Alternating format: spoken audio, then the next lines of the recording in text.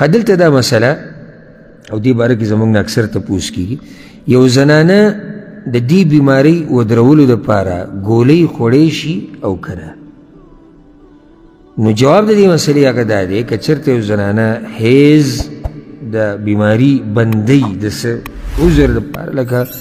عمرې له روانه ده یا روجې پکې نیسي نو ګولۍ خوړی شي خو په دوو شرطونو سره اولنی شرط دا دی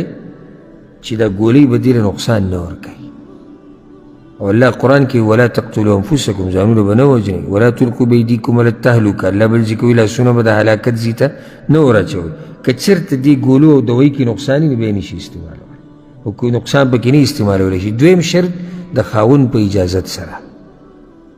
نه دوه خبرې شوې کمې نقصان نه ورکوي او د خاوند اجازت وي دقه شان دې سره یو بل سوال تعلق ساتي چې یو زنانه حیض یې نه راځي یعنې څه وخته پورې بند شوی دی دا ګولۍ خوري چې راشي نو دا به جایز یو که نه د دې هم دقه شان جواب دی چې جایز دي خو دوه شرطونه پکې دي دا ګولۍ به نقصان نه ورکوي او دویم خاوند اجازت